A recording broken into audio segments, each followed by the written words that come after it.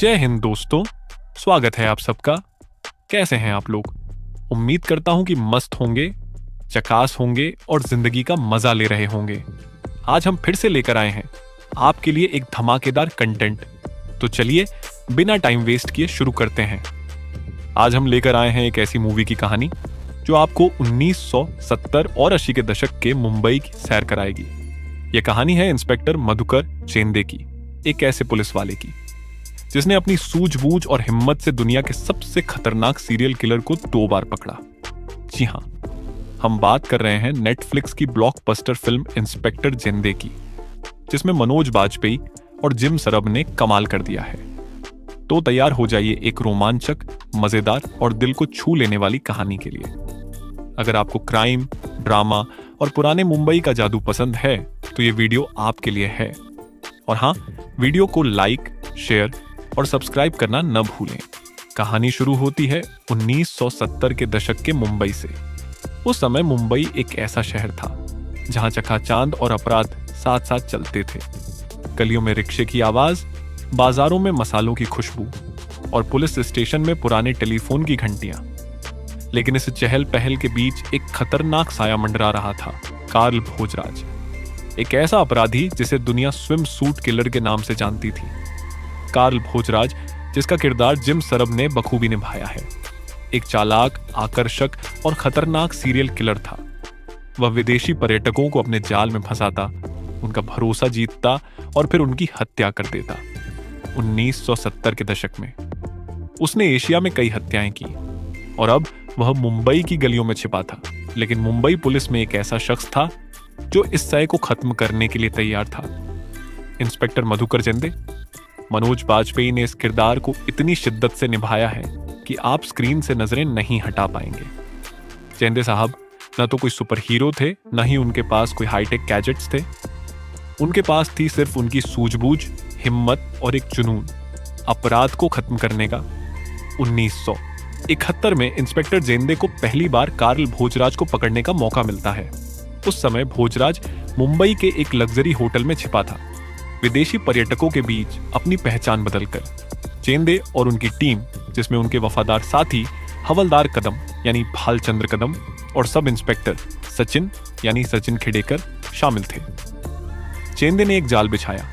चेंदे को पता था कि भोजराज को पकड़ना आसान नहीं होगा। वह एक सांप की तरह फिसलन भरा था। लेकिन चेंदे ने अपने देसी दिमाग का इस्तेमाल किया। उन्होंने होटल में एक वेटर को भेजा जो भोजराज के ड्रिंक में नींद की गोली मिला देता है। जैसे ही भोजराज बेहोश होता है, चेंदे की टीम उसे धर दबोचती है। यह जीत चेंदे के लिए बड़ी थी।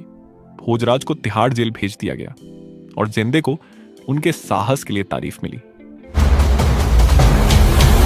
तुम्हें सांप पकड़ना आता है झेंडे? सांप कितना भी जहरीला क्यों ना हो सर, मंगूस सांप का बाप होता है। तो तुम हमारे मंगूस हो, बिना पूंछ का, 2 पैरों वाला। लेकिन कहानी यहीं खत्म नहीं होती। कुछ साल बाद 1980 के दशक में खबर आती है कि कार्ल भोजराज तिहाड़ जेल से फरार हो गया है। अभी अभी सूत्रों से पता चला है कि इंटरपोल का मोस्ट वांटेड क्रिमिनल दिल्ली के तिहाड़ जेल से फरार हो चुका है। ये खबर चेंदे के लिए एक झटका थी। वह जानता था कि भोजराज अब और खतरनाक हो चुका है। भोजराज ने फिर से मुंबई को अपना ठिकाना बनाया, लेकिन इस बार वह गोवा की ओर बढ़ गया। चेंदे को अपने आला कमान से आर्डर मिलता है, भोजराज को हर हाल में पकड़ो। लेकिन इस बार चुनौती और बड़ी थी। भोजराज ने अपनी पहचान बदल ली थी और वह गोवा के समुद्र तटों पर पर्यटकों के बीच घुल मिल गया था।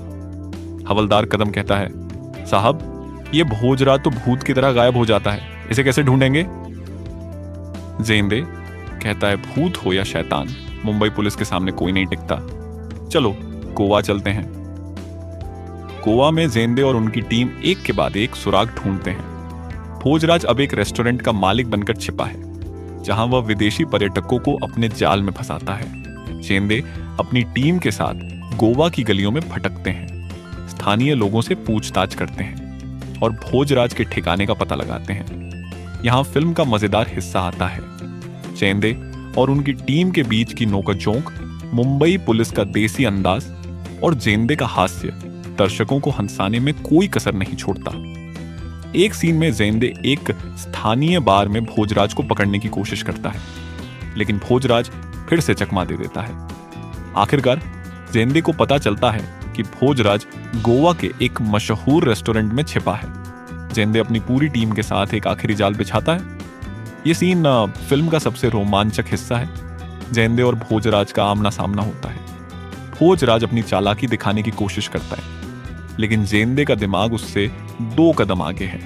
एक तनावपूर्ण टकराव के बाद जेंदे भोजराज को पकड़ लेता है। यह जीत सिर्फ जेंदे की नहीं, बल्कि पूरी मुंबई पुलिस की मेहनत और जुनून की है। भोजराज कहता है, तुमने मुझे फिर पकड़ लिया जेंदे, लेकिन यह खेल कभी खत्म नहीं होगा। जेंदे कहता है, खेल तेरा खत्म हुआ भोजराज, अब तू जेल में ही सड़ेगा। भोजराज को जेल भेजने के बाद जेंदे की बहादुरी की कहानी हर तरफ फैलती है, लेकिन जेंदे वही सादा इंसान रहता है जो ग्लोरी की तलाश में नहीं है। वह अपनी ड्यूटी करता है और अपनी टीम के साथ हंसी मजाक में वक्त बिताता है। फिल्म का अंत एक भावुक नोट पर होता है, जहां जेंदे अपनी पत्नी गिरिजा ओक के साथ एक शांत पल बिताते हैं। वह कहते हैं, मैंने सिर्फ अपना काम किया, असली हीरो तो मेरी टीम है। तो दोस्तों, ये थी इंस्पेक्टर मधुकर जेंदे की कहानी, एक ऐसे पुलिस वाले की जिसने अपनी सादगी और हिम्मत से दुनिया के सबसे खतरनाक अपराधी को पकड़ा। ये कहानी न सिर्फ एक क्राइम ड्रामा है, बल्कि मुंबई पुलिस की मेहनत, उनकी दोस्ती और उस द्वार की यादों का एक खूबसूरत चित्रण है। मनोज बाजपेयी ने जेंदे के किरदार को जीवित कर दिया और जिम सरब ने भोजराज को इतना खतरनाक और आकर्षक बनाया कि आप उससे नफरत और तारीफ दोनों करेंगे। अगर आपने अभी तक इंस्पेक्टर जेंदे नहीं देखी तो नेटफ्लिक्स पर जाकर इसे जरूर देखें। आपको ये मूवी का कहानी कैसी लगी कमेंट में बताएं, और अगर आप ऐसी ही मूवी और वेब सीरीज का रोमांचक कहानियां सुनना चाहते हैं तो हमारे चैनल को सब्सक्राइब करें और बेल आइकन दबाएं। अगले वीडियो में मिलते हैं, तब तक के लिए अलविदा।